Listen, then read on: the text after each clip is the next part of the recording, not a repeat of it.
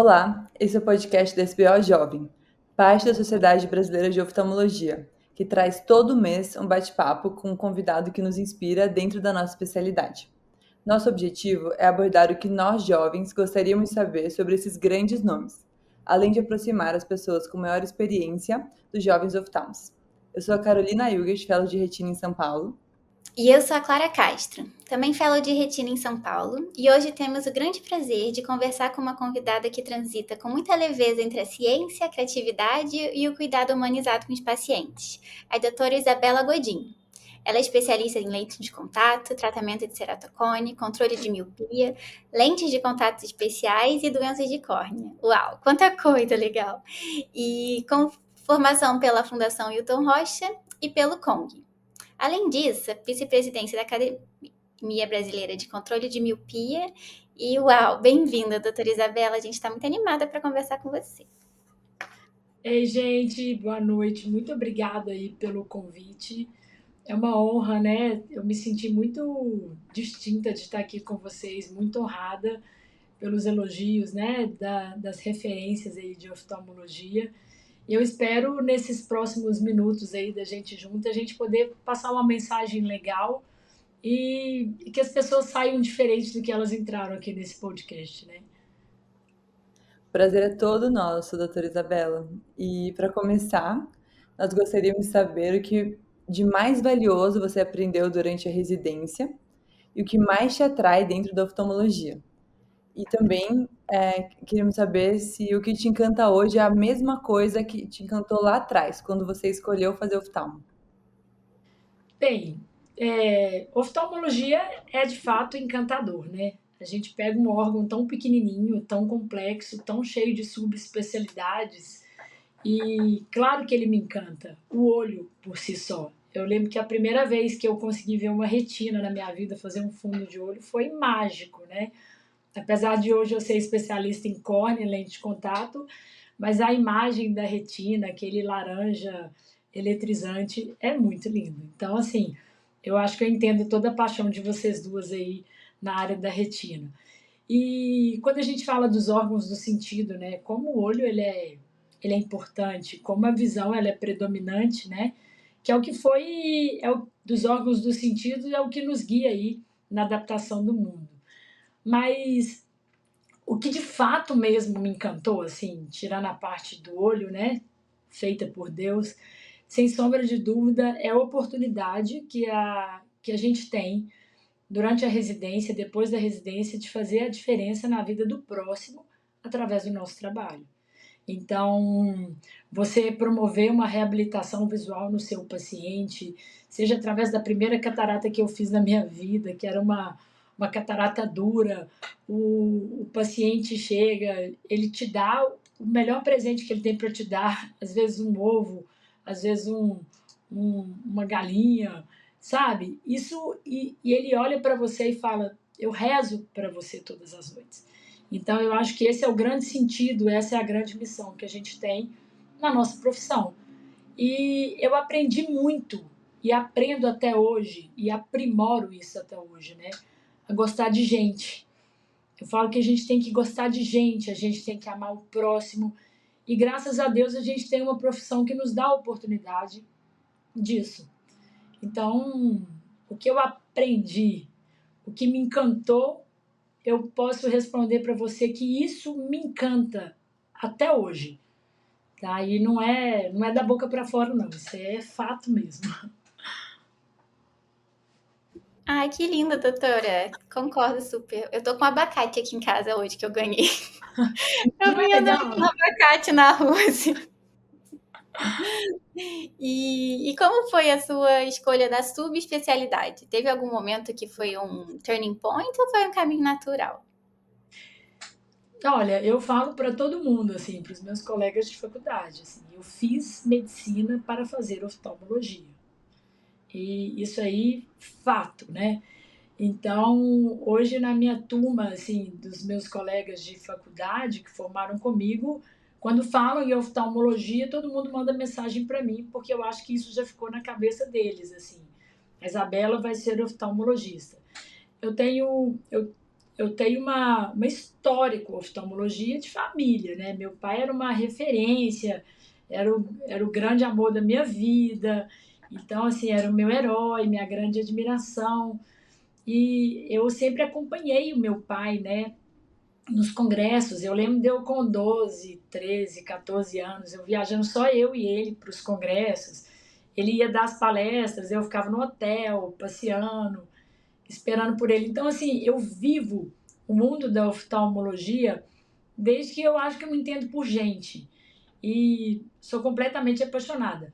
Claro que, né, assim, eu fiz uma boa faculdade de medicina, eu estudei as outras áreas, as outras matérias. Então, eu lembro que na época da minha formatura, eu cheguei a, a pensar em fazer cirurgia geral. Eu gostava muito do bloco cirúrgico, eu gostava muito daquela ideia, né, do cirurgião ser muito resolutivo ali na vida do paciente. E aí meu pai falou assim: olha, filha, a oftalmologia te dá oportunidades incríveis de você clinicar, de você operar, então repensa. E aí foi meu caminho natural realmente começar na oftalmologia. Eu confesso que nos primeiros meses, assim, eu me senti talvez um pouco frustrada, porque as pessoas, eu lembro que a parte da refração não captava muito direito, sabe? Eu estudava, estudava, estudava, e meu pai chegava em casa, tentava me explicar a refração. Eu falei, gente, que isso? Aí um belo dia eu acordei e tudo que eu tinha estudado na minha vida entrou e começou a fazer todo o sentido do mundo. Então, hoje eu sou completamente apaixonada pela oftalmologia, a começar pelo exame de refração, depois por todo o exame da biomicroscopia. E isso também me ajudou, assim, o fato de eu ser uma pessoa absurdamente perfeccionista e detalhista, me ajudou a gostar muito da córnea, né? Então, você ali na córnea, você coloca no grande aumento. A primeira vez que eu vi o mosaico epitelial do endotélio, né, perdão, eu fiquei completamente encantada. Eu falei, gente, isso aqui é um desenho feito por Deus, né? Então, o fato de eu ter seguido na oftalmologia foi totalmente fruto da minha vida mesmo. E ter feito córnea, eu acho que preenche todo o meu detalhismo, a minha minuciosidade que a córnea exige. E a lente de contato, gente, a lente de contato, assim, tá no meu sangue, né? Eu olho para as pessoas, eu sonho com lente de contato, eu vislumbro a possibilidade de colocar lente de contato em todo mundo. Então, assim, eu acredito no que eu faço. Eu acho que isso é o mais importante, né? Nossa, adorei isso que você falou por último, que você acredita no que você faz. Acho que também porque você vê o impacto que isso tem na vida das pessoas, né? Principalmente a linha de contato, né? Quando você acerta na adaptação, você vê que muda realmente literalmente a forma com que a pessoa vê o mundo. E uma coisa que eu também fico encantada quando às vezes você posta ou algum paciente posta, você reposta, é você adaptando lente de contato em criança, em bebê. Eu fico, meu Deus do céu, essa mulher, como que ela faz isso? É muito E você louca, né? é demais, você vê o impacto disso, assim, é realmente encantador de verdade. E, E sim, perdão, mas imagina, se eu puder complementar da questão do impacto da adaptação de criança, eu tomo isso como uma missão de vida, sabe? Eu falo assim, então, eu falo até, isso é uma postura pessoal minha, tá? Mas até no quesito financeiro, assim, eu falo assim, a adaptação da lente de contato num bebê não é o que põe comida na minha mesa. Então, assim, por que eu estou falando isso para vocês? Porque hoje eu herdei uma clínica de bebês adaptados e que hoje já são adultos e a lente de contato foi mágico na vida deles, na reabilitação visual. Então, eu quero ser a oportunidade de eu captar esses pacientes. Porque, e é onde a gente exerce, né, de fato, a empatia, né? Eu olho para um pai e para uma mãe de um bebê e eu falo assim, olha, a primeira coisa que você precisa é um carinho. Porque é um bebê, Quando fez o diagnóstico, você já ficou totalmente tenso, já passou por uma anestesia geral, já passou por uma cirurgia, e agora eles viram e falaram assim, agora vamos tentar colocar uma lente de contato para a gente promover a reabilitação visual. Então eu falo assim, eu sou a última ponta de todo aquele processo de dor. É a hora que você pega o soldado pós-guerra, né?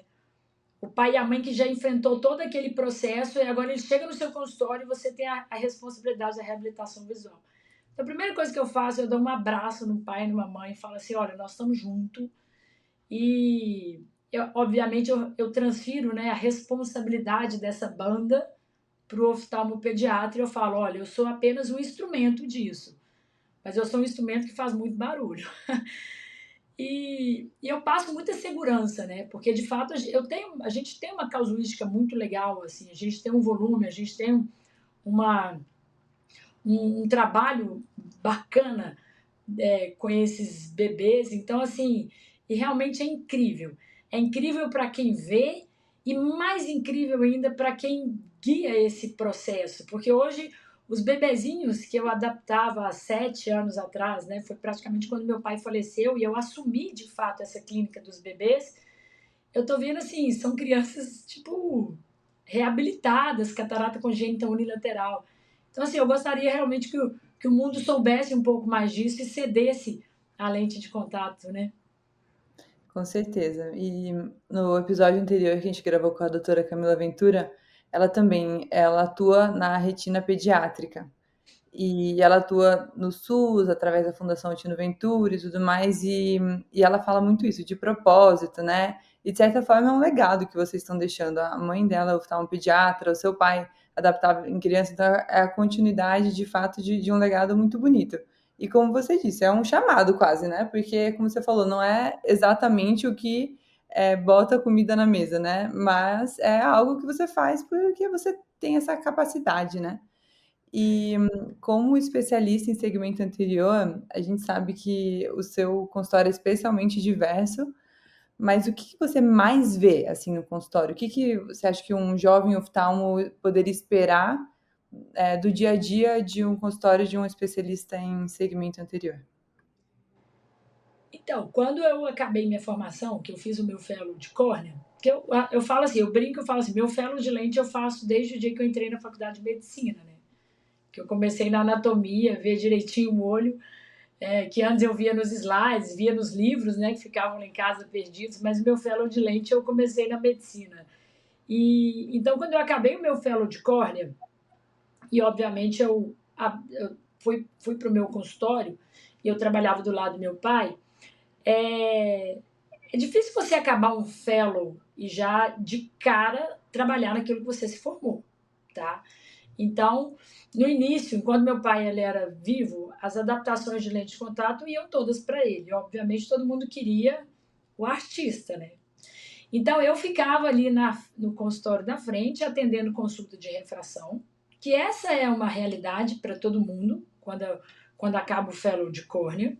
Você vai se inserir num serviço, obviamente as consultas que vão chegar para você serão essas. Claro que às vezes as pessoas dos outros departamentos começam a te encaminhar pacientes, mas isso é uma coisa que você constrói com o tempo.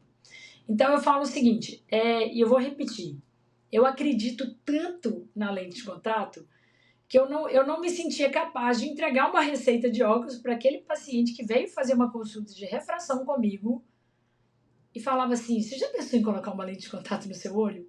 Você tem toda indicação. E assim, mas não era nada por um procedimento de converter, de dinheiro, não era isso, é porque eu acreditava. Eu uso lente de contato desde os meus 9 anos de idade, eu tenho 7 graus de miopia. Então, eu vislumbrava a possibilidade de trazer para o meu paciente que estava ali numa consulta de convênio, achou um médico que tivesse o primeiro horário, a possibilidade disso. E hoje é muito legal, porque isso aconteceu há 15 anos atrás. Então, assim, eu tenho esses pacientes até hoje, o que é muito legal. Mesmo os que eu não conseguia converter para lente de contato, mas eu caprichava nos óculos, porque eu gosto muito de refração, esses pacientes, às vezes, são meus pacientes até hoje, me esperam lá, né? Um consultório lotado, super atrasado, 2, 3 horas de consulta para eu fazer óculos para eles. E eu acho isso o máximo. isso é o máximo, é a fidelização dos seus pacientes. Isso é uma coisa que não tem preço, isso é o maior bem que a gente tem na vida da gente. E hoje, como sendo especialista em segmento anterior, o que eu vejo, né? Hoje, talvez eu tenha me dado um pouco ao luxo de dar uma filtrada na minha agenda, né? A gente não consegue abraçar o mundo, então a gente tem que fazer um tempo de qualidade. Então, hoje, eu atendo quase 100% dos meus pacientes para lente de contato, né? Tem esses pacientes antigos que às vezes fazem questão dos óculos, mas não são tantos, na grande maioria. Hoje eu trabalho muito com lente de contato e superfície ocular, que é uma outra área que eu estou me especializando, estudando, porque tratar da superfície ocular do meu paciente é receita de sucesso para minha adaptação de lente, obviamente, né? Então, esse manejo da superfície ocular que eu tenho essa experiência desde que eu comecei a tratar da lente de contato, hoje eu acabo me colocando também como uma captadora desse tipo de paciente diante dos colegas que estão aqui. Mas eu acho que o conselho que eu dou para quem está entrando no mercado de trabalho, que eu acho que é muito importante, fidelizem os seus pacientes. É claro, todo mundo é substituível, ok, mas seja aquele médico insubstituível na vida dele. Então, se ele veio para um óculos, que você faça o melhor. Se ele veio para um mapeamento de retina, que você faça o melhor.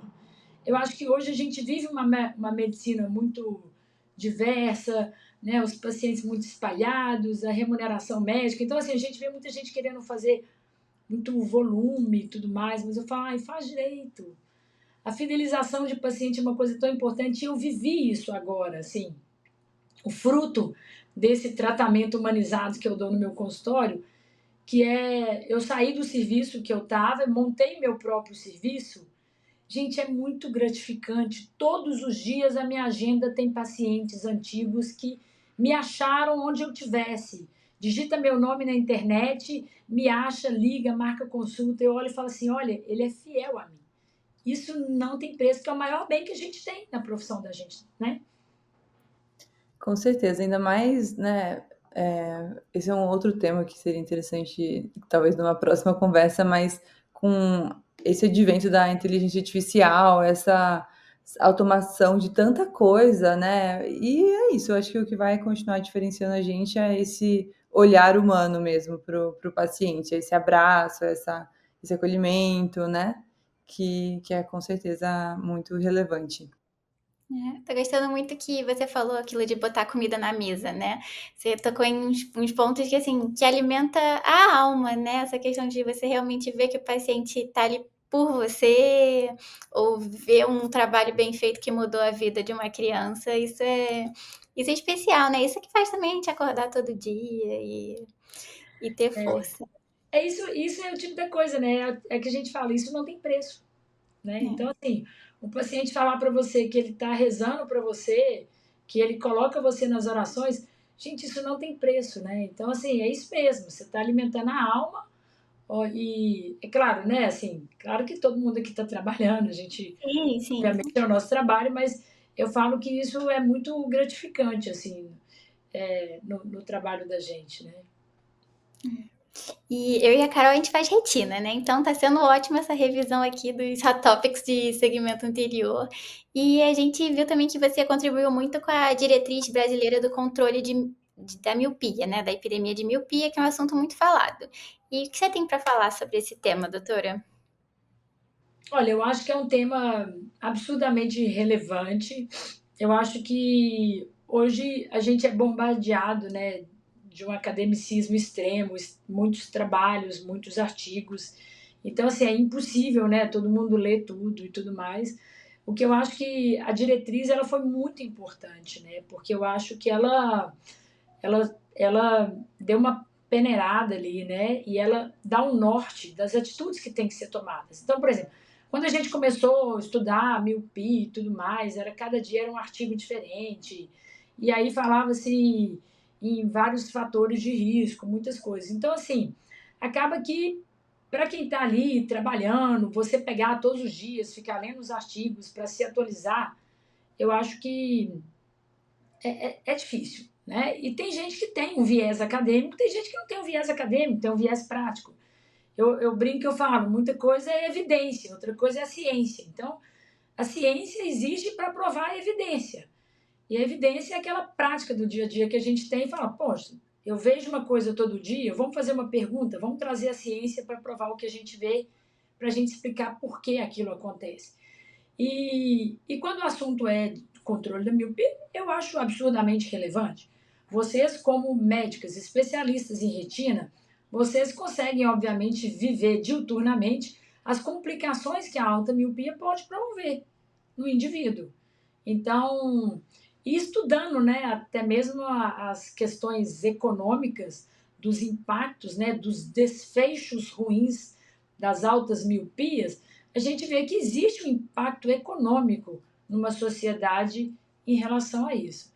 Então, eu penso que promover o controle da miopia é uma questão de saúde pública, sim, e mais ainda, né, trazer à luz da sociedade oftalmológica, as diretrizes ajuda muito, né? Você lê uma diretriz, agora você sabe o que você tem que fazer, a medida do comprimento axial que você tem que tomar cuidado, que você não tem que tomar cuidado, qual a medida terapêutica que eu acho que é mais conveniente para esse paciente, ele precisa de um tratamento, ele precisa de dois. Então, assim, resumindo, né? É um assunto relevante, está na ordem do dia e é um assunto preventivo, de saúde pública mesmo. Né? A ortoceratologia, ela entra nesse assunto da prevenção ou não? Entra, e o que eu acho mais legal, assim, da orto, a gente já trabalha com ortoceratologia há mais de 15 anos. Então, antigamente eu brinco com os pacientes, eu falo assim, não, antigamente a gente fazia ortoceratologia, não sei, usando uma carroça. Hoje a gente tem uma Ferrari. Por que eu te falo isso? Qual foi o grande benefício da ortoceratologia ser elencada como uma das melhores medidas terapêuticas para o controle da miopia? Que trouxe a ortoceratologia, trouxe na luz da discussão aqui sobre o controle da miopia. Então, isso para a gente que já pratica ortoceratologia, que trabalha com lente de contato, foi muito válido. Porque então houve, né, uma atenção da indústria de nos trazer desenhos melhores e mais modernos. Então, hoje eu viro para um paciente e falo assim, se antigamente eu pilotava uma carroça e eu estava dando jogo aqui com você, faço ideia com o arsenal terapêutico que eu tenho hoje. Então, eu penso que para gente que pratica ortoceratologia, a ideia do controle da miopia e a orto ser elencada foi muito benefício hoje para a oftalmologia, sabe? Muito. E, doutora Isabela, até quando, assim, porque como você mesmo comentou, a gente vê muitos pacientes míopes no consultório, às vezes esses míopes, eles têm filhos míopes e tudo mais. Até qual idade, mais ou menos, você entende que a ortoceratologia pode ser relevante no controle da miopia ou se não existe essa barreira? Não, enquanto houver progressão, eu acho que a gente pode indicar a ortoceratologia. Agora, se falar de estudos científicos, eles começam a partir de 5 anos, né? Mas eu tenho paciente de 4, 5 anos. Sim, vou falar de um de 4. Então, um N muito eu acho que contar causos de consultório, eu acho que é uma coisa que ou a gente senta num boteco e conta casos de consultório, porque fica falando de um paciente na vida e tudo mais. Mas existe uma prática, né? A gente que tem prática de adaptar lente de contato em criança, então, pacientes mais novos, né? Eu falo, lente de contato não tem idade, lente de contato tem necessidade. Então, se for para fazer a diferença na vida do paciente, é claro que a gente vai adaptar. Mas, voltando no assunto de orto, enquanto tiver progressão, para mim tem indicação, né? E o legal dela, assim, é que ela entra para resolver dois problemas de uma vez. Porque eu consigo promover aquela liberdade para a criança, na questão dos óculos, para uma atividade física principalmente, ou até para um bullying, alguma coisa social, mas ao mesmo tempo que eu estou medicamente, né, influenciando aquela progressão da miopia daquele paciente. Então, é muito genuíno para mim, né, é muito natural para mim oferecer, é muito orgânico e fisiológico oferecer a ceratologia para os meus pacientes, porque é uma técnica que eu domino, que eu já faço e que eu acredito muito, né, principalmente, né. Com certeza. E além da ortoceratologia, há alguma inovação, algo recente na área de lentes ou da córnea que você acha que merece uma atenção especial? Alguma coisa que pode mudar a nossa prática em breve? Então, só para fazer um parênteses, né? A ortoceratologia, ela entrou no mercado, assim, ela popularizou-se mais, quebrando paradigmas, né? Que é, vamos dormir de lente de contato. Então, alguma lição a gente tem que tirar isso. Para mim foi muito fisiológico inserir-se, né? Me inserir no mundo da ortoceratologia, porque isso aí já era uma prática que a gente tem muita segurança para poder fazer. Então, eu não tive que abrir minha cabeça para nada. Agora, o que eu acho legal é essa quebra de paradigmas. Isso é muito bacana, né? Porque isso mostra o quanto que o mundo é inteligente e as coisas têm que mudar.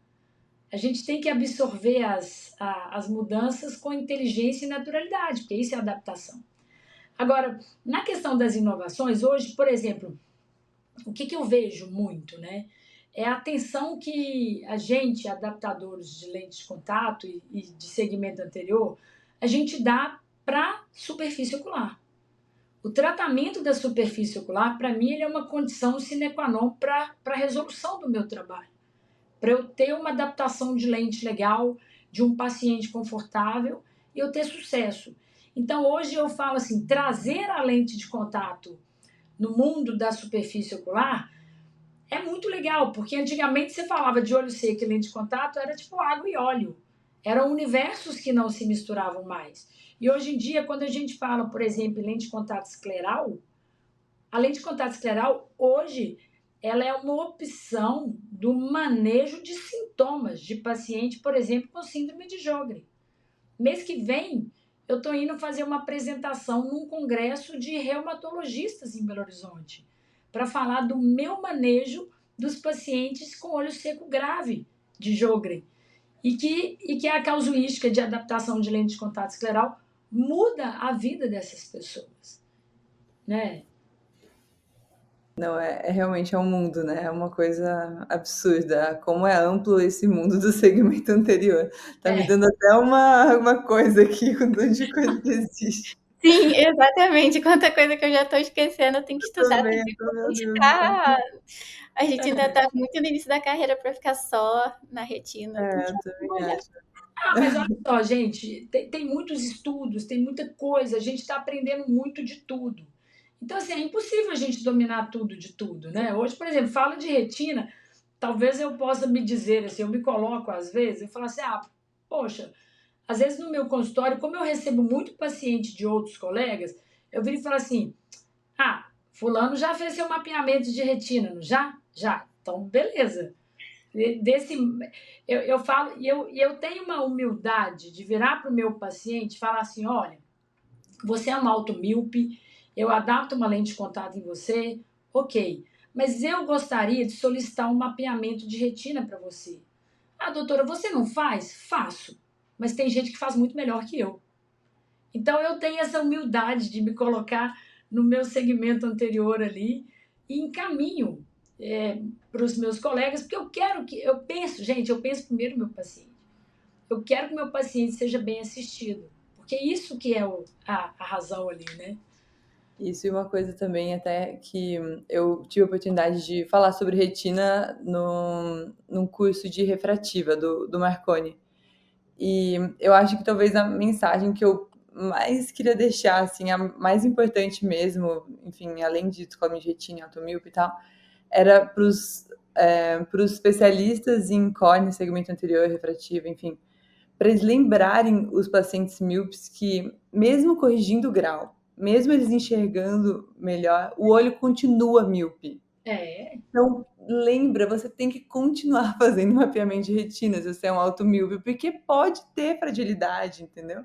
E realmente, e a gente falou exatamente disso, assim, como que hoje em dia, com tanta informação, tanto avanço na oftalmologia, como é importante você saber até onde você pode ir e se você for coordenar o cuidado da visão do seu paciente, o que pode acontecer também, principalmente para essa questão que você comentou de fidelização, de empatia, o santo bateu e tal, tudo bem, ele volta para você, entendeu? Mas você manda ele, sabe? E volta. não, e ele vai, né? Eu falo, não negligencie a retina, não negligencie o mapeamento de retina. Por isso que eu falo, eu prefiro 1000 vezes uma pessoa que estudou para isso fazer do que eu. E o paciente, eu sinto que ele gosta quando a gente assume que tem uma fraqueza ou não sei essa área, vou discutir com não sei quem. Eles gostam e não te acha menos por Nunca, isso. Até nunca, gosta, ó, nunca. tô sendo assistido por tanta gente. É, exatamente. Eu falo E assim, quando o assunto é lente de contato, eu não baixo minha cabeça, mas quando é outras coisas, eu prefiro delegar. sim.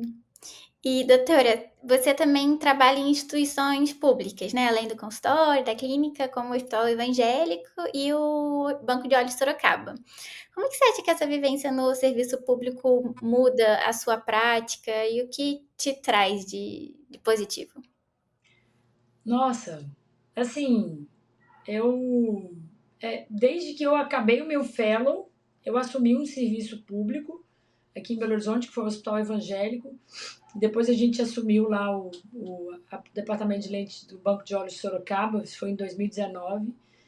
E às vezes, em algum momento, né, às vezes na questão financeira eu ficava, poxa, podia estar no meu consultório, né? E às vezes se eu estivesse lá adaptando lente de contato, drenando às vezes algum procedimento, eu falei, não. E meu pai me ensinou isso. Você tem que dar a resposta social. Se eu acho que eu vou falar do coração, o que que eu penso assim, né? Eu falo assim, Deus me deu a oportunidade de ser amada por um pai, por uma mãe, de ter comida dentro de casa. Então, tipo assim, e Deus me deu um dom, Deus me deu esse privilégio, então eu preciso de cuidar do próximo. Então, hoje, eu falo, o meu vínculo, é claro que hoje, por exemplo, no SUS do Hospital Evangélico, a gente tem um departamento de lente, um volume enorme de testes, o que a gente faz no banco de olhos de volume, né? Hoje, o que a gente faz no SUS, em BH, no Hospital Evangélico e no meu instituto lá no particular, a gente é o maior adaptador de lente da América Latina. Então, assim, é muito legal o volume que a gente tem. Mas o que eu vejo, assim, de bacana também, de romântico, do lado pessoal e espiritual, é o quanto que isso me engrandece como ser humano. E eu fiquei muitos anos no serviço público, no início, eu ficava sozinha. Eu atendia sozinha, fazia os testes de lente sozinha, explicava tudo sozinha. E aí, depois de um tempo, teve o concurso de residência, e aí eu comecei a ter os alunos. E, inicialmente, eu ficava muito num dia lá que os alunos às vezes não rodavam comigo. E o que era muito legal é que eles iam para rodar comigo por vontade própria. Falaram, eu quero te acompanhar. Posso te acompanhar, Belo? Pode me acompanhar. Senta aqui, vamos falar de core, vamos falar de alergia, vamos falar de ceratocone, vamos falar de adaptação de lente. E depois eu oficialmente entrei na escala dos residentes e hoje eu coordeno o departamento de córnea também do Hospital Evangélico e também o departamento de lente de contato. Mas e essa oportunidade? Então, assim, antes eu estava lá pelo paciente, pela resposta social, né? Por ele e por mim também. E depois eu fiquei mais motivada de estar lá pelo residente, porque eu falo que é uma responsabilidade enorme quando você tem a capacidade, a oportunidade de ensinar as pessoas que estão chegando. E eu lembro que uma vez um paciente, um residente estava sem paciência, uma paciente que falava demais, não sei o quê, né? Paciente mais carente. Eu falei, olha, vem cá, essa pessoa, ela tem muito para te ensinar. Porque às vezes uma pessoa ela perde um olho e ela está chegando no seu consultório feliz. Aí você tem aquela mania de falar assim, ah, não sabe nem a hora que está com fome, coitada, não tem noção. Às vezes ela tem noção sim da coisa que ela passa, mas ela é muito grata a Deus, porque ela valoriza outras coisas. Então, gente, isso é um ensinamento que eu tenho hoje no serviço público, que ele é diário. Né? As doenças mais bizarras, por exemplo, às vezes a gente pega lá. Então, às vezes, são pacientes que não têm a menor perspectiva, por exemplo, às vezes de voltar a enxergar das coisas que vocês veem, e é um paciente que às vezes não se destruiu, não se abateu. E se olha e fala assim, gente, como que essa pessoa está sorrindo? Mas ela está sorrindo. Então, assim, ela tem alguma coisa para te passar, ela tem uma lição para te dar. Então, hoje, é claro que tocar todo o serviço público que a gente toca é muito legal para o volume que a gente faz, mas, acima de tudo, a história começou porque eu queria dar uma resposta social ali, de cuidar do meu irmão. É isso, com certeza. Isso de devolver é uma coisa que eu escuto muito também, de você devolver de alguma forma, porque acho que todo mundo aqui, muito provavelmente a maioria das pessoas que vai nos ouvir, a gente veio de muito privilégio, né? Assim, não tem nem. Se a gente for começar a falar disso, acho que a gente vai muito longe também. E é difícil dissociar o sobrenome Godinho das lentes de contato, né? Como a gente já comentou aqui, tendo em vista o papel do seu pai no ensino e também na vanguarda dessa área. E por isso a gente queria saber como que você enxerga o caminho ideal de um residente ou jovem oftalmologista que deseja seguir esse caminho das lentes de contato. Uma pessoa que fala, nossa, eu quero ser muito bom, eu quero resolver a vida dos pacientes com lentes de contato. Qual você acha que tem que ser o caminho dele? Assim? Como você enxerga isso? Então, eu falo que existe uma inversão da lógica pedagógica na lente de contato no serviço de residência. Eu vou explicar o que significa isso. Você é um R1 e você tem aquela obrigação de rodar no ambulatório de lente, beleza? O que você vai ver? Aqueles ceratocones bizarros, aquelas adaptações heróicas, estranhas. Os pacientes, às vezes, eles voltam, eles reclamam muito. Então, assim, a lente de contato na oftalmologia, ela é um patinho feio, né? Então, assim, ai, não, lente é muito difícil, lente é muito chato. E aí, quando a pessoa ela entra no mercado de trabalho, e obviamente naquele momento que ela está querendo fazer a chave dela virar, ela começa a ter a oportunidade daquela refração virar uma lente de contato. E, obviamente, ela melhorar o honorário médico, né? E honorário médico é uma palavra que vem de honra. Então, é honroso a gente receber por isso. E não há mal algum da gente querer converter aquele paciente do óculos numa lente de contato para a gente melhorar o nosso honorário, sabendo o que está fazendo. Então, por exemplo, hoje, um residente, ele quer se formar, ele está se formando e ele quer se especializar em lente de contato. Ele tem que procurar algo que vá dar para ele o beabá, o feijão com arroz, porque é a hora que ele vai se apaixonar pela lente de contato. É impossível você se apaixonar pela lente de contato só vendo casos muito difíceis, extremamente desafiadores, que a gente não tem uma receita de bolo para saber se vai dar certo ou não. Então, eu acho que é procurar cursos, é procurar especializar, é enxergar a lente de contato como uma oportunidade dentro do consultório onde ele estiver trabalhando. Poxa, né, um caso filezinho aqui de lente de contato, por que não eu me encorajar, fazer essa adaptação, porque eu aumento talvez a minha vontade. Então, por exemplo, hoje no serviço que eu coordeno, tanto no Banco de Olhos Sorocaba quanto no Hospital Evangélico, eu prezo pelas adaptações simples. Porque são essas adaptações que dão muito certo, é que fazem o meu colega, né, o meu residente, o meu aluno, a se apaixonar e embarcar no mundo das lentes de contato.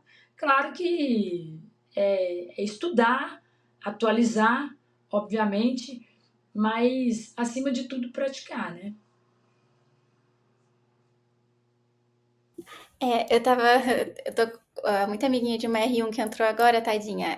O primeiro rodízio dela foi em lente de contato. Todo mundo falou assim, senta aqui, vamos conversar. Tava naquela fase ainda de não entender a refração, Como é que você vai adaptar uma lente, né? Nossa, coitada. Quando eu perguntei, doutor, onde estava aquela sua aula, que a Carol falou que era brilhante, foi pensando nessa R1, eu vou passar para ela. Eu vou postar essa aula, acho que vai ser de interesse coletivo, assim. Inclusive, outra pergunta, onde que a gente encontra as diretrizes que você participou recentemente, doutora? É só procurar na internet, é fácil, assim? Tem que ter algumas... Tem o guidelines, né?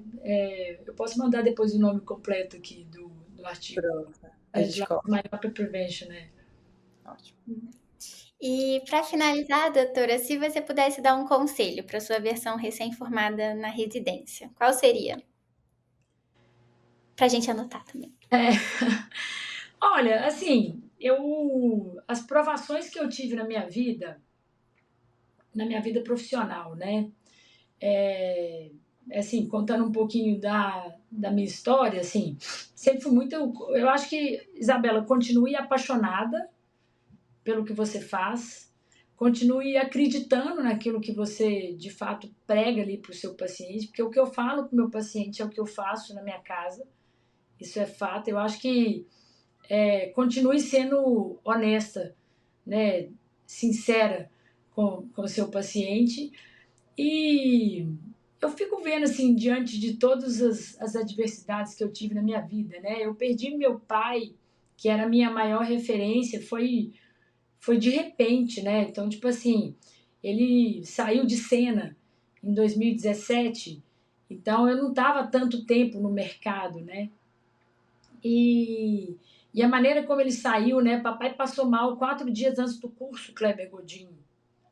Então, assim, ele não participou do curso Kleber Godinho. Então, assim, fui eu e meu irmão ali e, e demos curso com meu pai no hospital, né? Ele nunca participou? Não, não. O curso de 2017, né? Ah, O curso existe desde 1997. meu Então, Deus! não, meu pai foi um pioneiraço, assim. Meu pai, há 30 anos atrás, criou o curso. O que a gente vê hoje, que é muito legal, né? A gente vê hoje na oftalmologia, que eu acho que é super bem-vindo, mas ele foi pioneiro, assim. E há 30 anos ele teve a ideia de fazer um curso. Então, quando ele no curso de 2017, já era o 21º. Então, a gente brinca, fala, olha como Deus é perfeito, né? O curso estava ganhando a maioridade.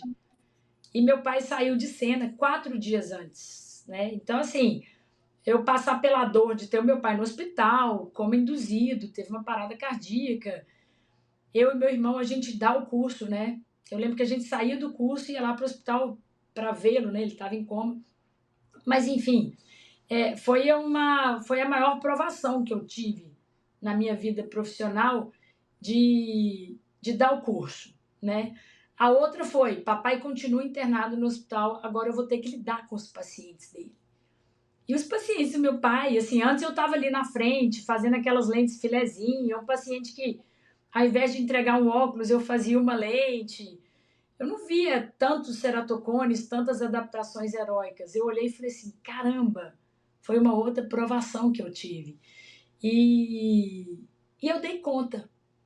Eu dei conta, eu e meu irmão, né? A gente deu conta do curso, a gente deu conta dos pacientes, a gente deu conta de tocar aquele consultório que era lotado, paciente do Brasil inteiro. A gente deu conta de permanecer nos congressos, né, assim, de manter o que eu chamo de legado dele, né? Porque uma coisa é você herdar uma herança, outra coisa é você herdar um legado, né?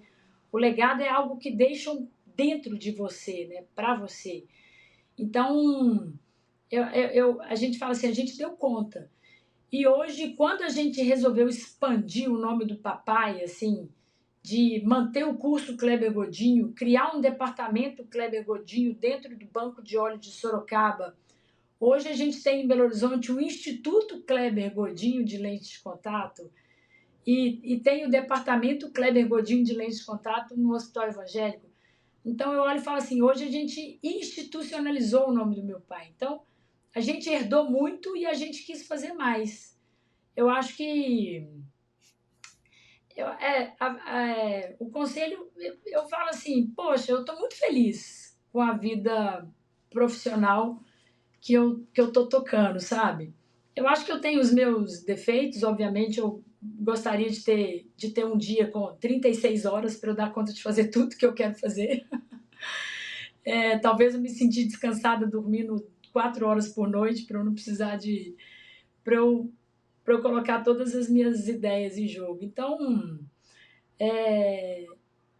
e eu acho que assim, um conselho que eu dou também para as pessoas, né? Trabalhe com amor, fidelize os seus pacientes, mas também mantenha a saúde, né? A saúde mental também é muito importante para esse mundo de hoje que a gente vive. Ai, eu adorei, doutora.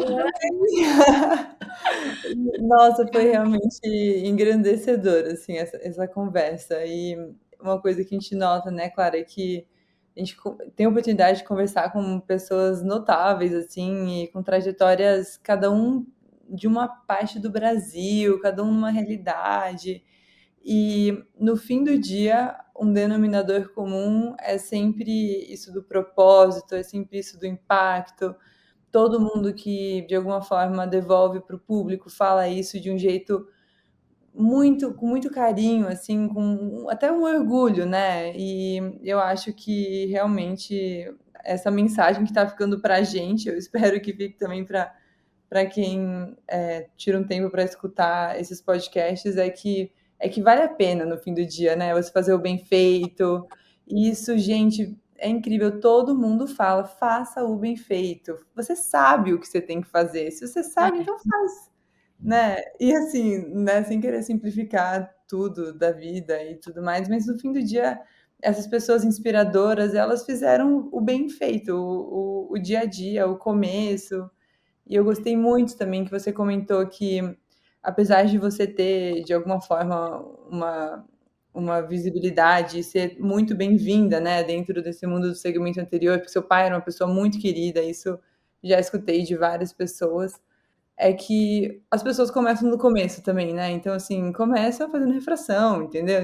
Isso não é começar fazendo aquelas adaptações maravilhosas e, nossa, explodindo. Não, acho que as pessoas de fato começam do começo. E acho que preparar a cabeça para isso e ter paciência é algo que também a gente leva, né, Clara, dessas conversas com a doutora Carolina Grastelli também conversou com a gente sobre isso, o Emerson Badaró, a gente tá com um repertório bom aqui de podcasts, né? Acho que É, e assim, é isso aí, né? A pessoa pode ser o que ela é hoje, né? Tipo assim, gente, eu comecei em 2011, né? Nós estamos em 2025, então assim, são 14 anos de estrada. Então, as pessoas olham para quem hoje está lá brilhando, sendo uma referência. Ninguém começa de cima, né? A gente começa fazendo muito bem feito o nosso arroz com feijão ali, para a gente poder crescer. E por mais que tenhamos privilégios da vida, né? Eu acho que talvez o privilégio que a gente tem, vocês aí também, né, que tem muito berço aí em oftalmologia, é, o privilégio é muito bom, você já tem um consultório montado, então tudo bem, você não vai comprar uma lâmpada de fenda, você não vai comprar seus aparelhos, mas você vai ser testada, entendeu? Então, quando é um nome pesado ali nas costas, eu não estou reclamando, não, até pelo contrário, sou muito feliz. Não vou falar que é orgulho, porque não é um nome que eu. Hoje eu estou construindo o meu nome, obviamente, mas eu herdei o nome pronto. Então, assim, sou muito feliz por isso. Mas eu tive que provar muito, né? Porque as pessoas às vezes acham que vem tudo muito de mão beijada. Mas só delas acharem que vem de mão beijada, elas já estão te julgando, já estão te testando. E você tem que provar que você é boa de serviço. Então eu falo assim, hoje, 7 anos aqui sem o meu pai, eu consegui fazer mais pelo nome dele. Então, antes ele era um adaptador, hoje não, hoje ele é um centro. Hoje ele é o maior departamento de adaptação de lente de contato da América Latina, entendeu? Então, institucionalizar o nome dele, igual eu falo pro meu irmão, falou, filho de quem a gente tem que fazer mais. Então, e eu acho que isso eu me sinto feliz, bem orgulhosa. Ai, que bom. Eu tô toda arrepiada aqui com você falando isso. E a gente queria muito agradecer pelo seu tempo, de verdade. A gente sabe que seu dia faltam horas, então muito obrigada por tirar esse tempo para conversar com a gente. E também pesquisando cada vez mais sobre você, a gente vê que você está muito presente na SBO e a gente ficou muito feliz com a sua participação e por ter aceito esse convite para estar com a gente hoje. Sim, doutora, foi ótimo. E você que está nos ouvindo, não deixe de ouvir o podcast também com a doutora Camila Ventura. Ela compartilhou como construir a carreira sólida em retina pediátrica, enfrentando os desafios e abraçando mudanças, sempre com um equilíbrio entre ciência, propósito e família.